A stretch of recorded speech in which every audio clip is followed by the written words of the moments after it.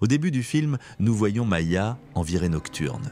Elle vole de l'alcool dans une boutique, fait connaissance avec un inconnu en club et fume en se penchant par la fenêtre d'un immeuble. Le matin, elle part aux funérailles de sa mère. Sa sœur lui demande de prononcer un discours, mais la jeune femme répond qu'il serait truffé d'injures. Pendant presque un an, elle s'est occupée de sa mère déclinante. Pour l'adieu, leur père Sam est venu. Maya lui en veut car il n'a pas aidé la famille. Soudain, l'homme lui propose un travail, accompagner des étrangers qui viennent lui acheter de l'immobilier. Il paie 1 000 $ par jour, mais il y a un détail, il faut les accueillir au Caire. Tout cela déplaît à la sœur, car il n'a pas donné signe de vie pendant des années et le voilà soudainement prodigue, ayant même payé leurs factures. Mais Maya dit qu'après avoir veillé sa mère, elle veut s'échapper de la maison. À l'aéroport, elle vole des lunettes et embarque avec son père. L'homme lui avance une semaine de salaire. Il dit qu'elle a toujours été une négociatrice dure, qu'elle sait ce qu'elle veut, qu'elle s'est prête à prendre des risques et qu'elle mène les choses jusqu'au bout, et que c'est ce qu'ils ont en commun. Une hôtesse de l'air l'appelle soudain par un autre nom de famille, et il fait comme si elle s'était trompée. En vol, il lui montre la photo d'un gratte-ciel à New York, dont plusieurs riches achètent au départ. Maya pense qu'il les aide à blanchir de l'argent via l'immobilier de luxe. Sam nie et plaisante que, si c'était vrai, il gagnerait bien plus. L'homme va aux toilettes et sa fille fouille son sac pour y trouver un passeport falsifié avec sa photo. Au Caire, Khalil les accueille, que Sam présente comme un partenaire d'affaires et un ami. Ils s'installent à l'hôtel, puis partent voir les pyramides. Le père rappelle qu'autrefois, la famille y était déjà venue. Au marché, Maya dérobe au passage une babiole et demande carrément à Sam des explications sur le passeport. Le père dit que ce nom est son pseudonyme. Sa fille rétorque avec ironie qu'il n'est pas écrivain. Le père explique qu'il a eu des clients douteux et qu'il travaillait sous un autre nom pour éviter d'exposer sa famille. Il avoue que certains commanditaires faisaient de la guerre et que lui blanchissait leur argent destiné à l'achat d'armes et d'informations. Par exemple, il a contribué au financement du printemps arabe. En Égypte, cela en a irrité plus d'un, d'où le pseudonyme. Mais tout cela appartient au passé. Au dîner, Maya continue d'interroger. Elle découvre que, lorsqu'il vivait en Turquie, son père travaillait pour le département d'État et qu'il était espion. La mère, épuisée par les déménagements, est rentrée au pays avec les filles. La fille avoue avoir ressenti un soulagement à la mort de sa mère, une sensation de liberté, puis la culpabilité. Sam dit qu'il essaie ainsi de la détourner de sa peine. Il a bâti quelque chose de concret et veut qu'ils gèrent l'affaire ensemble. Ensuite, il s'éloigne pour répondre à un appel. Et Maya tente d'ouvrir sa tablette, mais elle n'en connaît pas le mot de passe. Là, Sam l'appelle et lui ordonne de quitter d'urgence le restaurant pour se rendre dans un café à quelques rues de là. Dans la rue, Maya aperçoit des policiers. La jeune femme arrive, mais il n'y est pas. Khalil surgit et raconte que Sam a été poussé dans un fourgon et qu'il lui a demandé d'assurer la sécurité de sa fille. Khalil conduit la jeune femme dans un foyer. Elle propose d'appeler la police, mais l'homme lui dit que c'est peut-être justement elle qui l'a enlevée, à cause de son rôle dans le printemps arabe. Le père appelle et dit que les ravisseurs exigent qu'on leur remette une certaine chose. Sa fille puis doit aller la récupérer. Sam donne le code de la tablette, mais c'est l'anniversaire de Maya. Il lui demande de regarder dans le calendrier où le rendez-vous de demain est fixé, d'y aller, et on lui remettra tout. La tablette doit être détruite. Ensuite, mais il faudra se rendre encore à un autre endroit. Mais il est interdit d'en parler à quiconque. Un inconnu prend le combiné et accorde 2 jours. Sinon, il tuera le père et la fille. Maya demande à Khalil d'aller chercher ses affaires à l'hôtel pendant qu'elle signale à l'ambassade l'enlèvement de son père. On ne peut pour l'instant rien pour la jeune femme, car c'est la nuit et il n'y a personne. Maya s'échappe du foyer et atteint l'ambassade au matin, mais la file est immense. Une voiture ralentit à côté et la jeune femme voit à bord l'agente qui, la veille, était parmi les policiers. Khalil réapparaît avec la valise. Il demande si elle déteste à ce point son père qu'elle souhaite le faire tuer. L'homme propose d'exécuter lui-même la mission si elle ne veut pas. La jeune femme hésite, puis affirme que son père lui a demandé à elle et qu'elle s'en chargera. Elle part au rendez-vous dans une boutique de souvenirs, donne le pseudonyme de son père et on lui remet un portefeuille noir. À l'intérieur, il y a un reçu de la Bank of India et une clé. Maya appelle sa sœur. Jess lui dit de tout laisser tomber et de rentrer, car leur père a attiré les ennuis tout seul. Mais la jeune femme part pour l'Inde. On lui envoie la photo de son père ligoté et un numéro à composer quand elle aura récupéré l'objet. À la banque, La jeune femme sort d'un coffre un disque dur usé. Les ravisseurs lui ordonnent de l'apporter le matin au marché de Delhi. Elle exige une preuve que son père est en vie, mais on lui raccroche au nez. Maya remarque que le formulaire bancaire contient un nom et un prénom indiens. Elle découvre que ce sont ceux d'un hacker qui a volé des documents militaires secrets des États-Unis, mais que ce garçon a été abattu. On recherche son complice et c'est son père. La jeune femme est bouleversée et au restaurant, un type l'aborde, la prend pour une espionne et insiste pour boire un verre. Elle a l'impression d'être suivie. Le matin, Maya se rend au marché.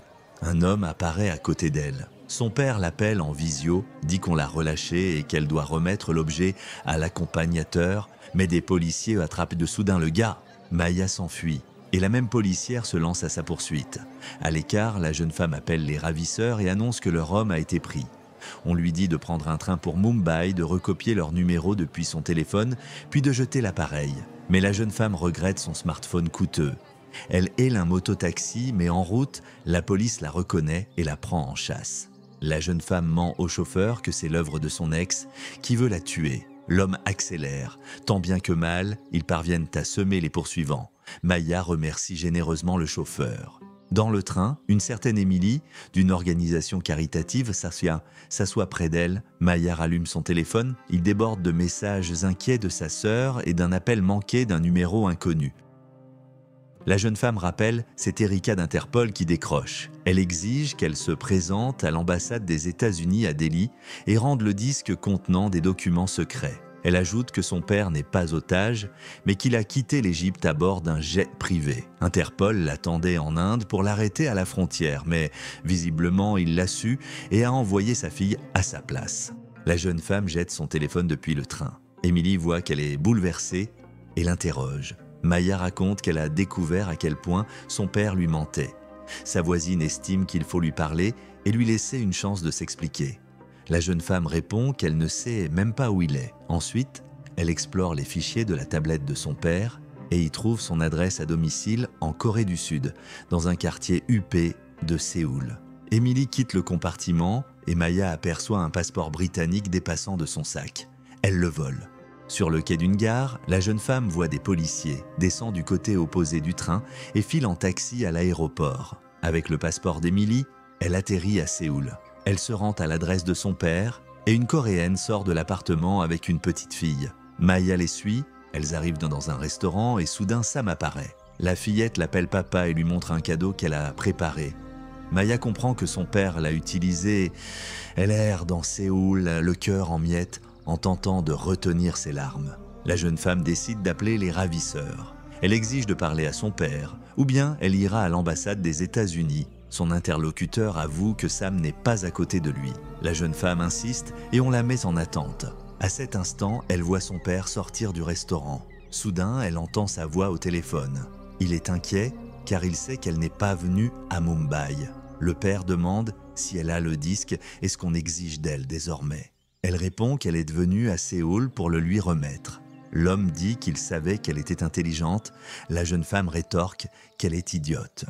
Sam explique qu'il n'avait pas le choix. La police a débarqué, il a dû se cacher. Sa fille demande pourquoi il n'a pas simplement dit la vérité. Il répond qu'elle aurait pu refuser et qu'il ne pouvait pas prendre le risque car il a déjà un pied dans la tombe. Il n'a plus personne à qui se fier. Seule elle est assez forte, intelligente et intrépide pour accomplir cette tâche. Là, Sam aperçoit sa fille de l'autre côté de la rue. Il lui demande de ne pas bouger, il va la rejoindre. Elle demande ce qu'il y a sur le disque. Le père répond qu'on lui a confié un travail et qu'on veut un résultat. Il faut simplement remettre le disque, car le temps file. Maya s'éloigne. Elle marche en ville, puis rentre à l'hôtel. Son père rappelle. Il dit qu'il a tout fichu en l'air, mais qu'il a désespérément besoin du disque. La jeune femme s'enquiert de sa famille. L'homme reconnaît avoir beaucoup menti, mais assure que, cette fois, il dit vrai. Car s'il ne remet pas les données, il est un homme mort. Et on paiera pour elle des sommes telles que sa fille n'aura plus jamais besoin de travailler. Sa mère ne lui a rien laissé et lui partagera. Pendant ce temps, Maya sort le disque du coffre, le branche à l'ordinateur portable et y voit des rapports de projets secrets. Elle fixe un rendez-vous sur un pont dans 1 heure. Sur place, le père commence par des regrets et des remerciements. Il comprend qu'elle ne lui pardonnera pas mais l'invite à prendre l'argent car cela n'effacera pas la faute, mais apaisera la douleur. Soudain, la fille dit que pendant la guerre de Corée, ce pont était le seul passage sur la rivière et qu'il a été miné pour retenir les troupes du Nord. Mais on n'a pas prévenu les réfugiés, et quand le pont a explosé, plus de 1000 personnes ont péri. Sam répond que c'était un sacrifice pour le bien commun et qu'il agit, lui, pour le bien de la famille. Il commence à critiquer la mère en disant qu'elle n'a agi que dans son propre intérêt. La jeune femme sort le disque en silence et tend la main au-dessus de l'eau. Elle dit à son père qu'elle est venue non pour l'argent, mais pour lui. Elle espérait qu'il veuille passer du temps avec elle, et maintenant elle comprend que même aux funérailles, il est venu à cause du disque. Le père se met à jurer qu'en la voyant, il a tout oublié, et qu'il l'aime énormément. La jeune femme précise « Et tu m'aimeras quoi qu'il arrive ?» Le père confirme. Maya jette le disque à l'eau. Soudain, le père la gifle de toutes ses forces, si bien qu'elle tombe, la traite d'idiote et l'insulte grossièrement. Quelques jours plus tard, Maya prend l'avion pour rentrer. À l'aéroport américain, elle subit un contrôle renforcé. Ensuite, la policière du Caire la contacte en visio. Elle dit que c'est bien que le disque ne soit pas tombé en de mauvaises mains, mais qu'il contenait aussi des millions en crypto-monnaie. Il fallait le leur apporter. Et elle traite Maya de petite idiote. À la maison, la jeune femme trie les affaires de sa mère et pleure. Sa sœur apporte un colis reçu à l'adresse de Maya. Elle demande ce que c'est et la sœur répond « Mon héritage ». Elle n'est pas idiote du tout, car elle s'était expédié le vrai disque depuis la Corée et à présent elle vire des millions de dollars sur ses comptes.